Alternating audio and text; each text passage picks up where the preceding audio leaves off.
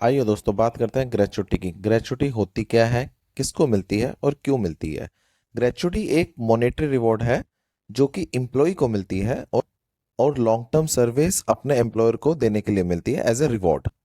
ये काम कैसे करती है, देखिए, एक एम्प्लॉयर होता है, एक एम्प्लॉय होता है। एम्प्लॉय लॉन्ग टर्म सर्विस देता है अपने एम्प्लॉयर को और एम्प्लॉयर उसके बदले उसको रिवॉर्ड देता है मॉनेटरी टर्म्स में, और उसी को ग्रेचुटी बोलते हैं। चलते हैं इसकी एलिजिबिलिटी की तरफ। मतलब ये किसको मिलती है, जिसने 5 साल अपनी सर्विस के कंप्लीट कर लिए हैं। और कितनी अमाउंट मिलती है, इसको कैलकुलेट करने के लिए बहुत आसान फॉर्मूला है। आप अपने लास्ट मंथ की सैलरी जो आपने ली है उसको लीजिए, 15 डिवाइड बाई 26 से मल्टीप्लाई कीजिए। अगर इसमें आपको मुश्किल आती है तो आप 57.69% करेंगे तो वो उतना ही आएगा।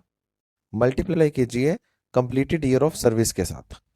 तो लास्ट मंथ सैलरी क्या, यहाँ पर ध्यान रखना, आपको सिर्फ बेसिक सैलरी लेनी है और डियरनेस अलाउंस लेना है। ध्यान रखिएगा, dearness allowance generally government employees को मिलता है, प्राइवेट एम्प्लॉयज़ को ये नहीं मिलता है। तो आपको सिर्फ बेसिक सैलरी ही लेनी है।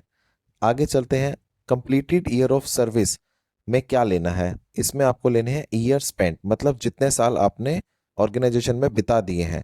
इंपॉर्टेंट बात एक ध्यान रखिएगा, अगर आपका पार्शल है तो आपको 6 मंथ का कट ऑफ लेना पड़ेगा। मतलब अगर आपने 8 साल 5 महीने बिताए हैं तो आपको 8 से मल्टीप्लाई करना है। और अगर आपने 8 साल 7 महीने बताए हैं तो आपको 9 से मल्टीप्लाई करना है। मतलब 6 महीने से ऊपर हो जाए तो नेक्स्ट ईयर पकड़ लेना, 6 से नीचे हो जाए तो वो वाला साल काट देना। तो आइए इसको एक एग्जाम्पल से समझते हैं। मान लीजिए आपकी बेसिक सैलरी है 50,000, आपका HR है 25,000 और आपके अदर अलाउंस है 25,000। टोटल सैलरी आपकी 1 लाख रुपए है। और आपने ऑर्गेनाइजेशन में टाइम स्पेंड अभी तक किया है 5 साल एंड 5 महीने। तो आप कैसे कैलकुलेट करोगे, लास्ट ऑन सैलरी आपकी 1 लाख नहीं है, आपको बेसिक सैलरी पकड़नी है सिर्फ, जो कि 50,000 है। मल्टीप्लाई करना है 15 डिवाइड बाई 26 इंटू 5 साल। यहाँ मैंने 5 साल क्यों लिए, क्योंकि 5 साल और 5 महीने हुए हैं, इसलिए ये 5 महीने कट जाएंगे और आपको मिलेंगे 1,44,230 रुपये। मान लीजिए आपको हुए होते 5 साल और 7 महीने, तो इस केस के अंदर 7 महीने बन जाता पूरा साल, तो और टोटल आपको मिलते 6 साल का बेनिफिट। तो इस केस में आपका मल्टीप्लाई होता है 6 साल से, जो कि अमाउंट हो जाता है 1,73,076 रुपये। चलते हैं आगे, और एक क्लैरिफिकेशन मैं आपको इंपॉर्टेंट देना चाहूँगा एलिजिबिलिटी क्राइटेरिया के बारे में। कई लोगों का डाउट होता है कि मुझे अगर 5 साल से कम हुए हैं तो क्या मुझे ग्रेचुटी मिल सकती है।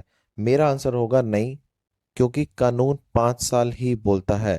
हाँ, अगर आप गूगल करेंगे या किसी से पूछेंगे कई बार, या कहीं आपने पढ़ लिया हो कि मैंने तो पढ़ा है कि 4 साल 240 दिन, 240 दिन मतलब 8 महीने, इस पे भी एलिजिबल होता हूँ। तो मैं आपको बता दूं, ये सिर्फ एक मद्रास हाई कोर्ट का एक जजमेंट है, जो कि पूरे हिंदुस्तान में नहीं लग सकता है, क्योंकि सुप्रीम कोर्ट का ये ऑर्डर नहीं है, ये सिर्फ हाई कोर्ट का ऑर्डर है।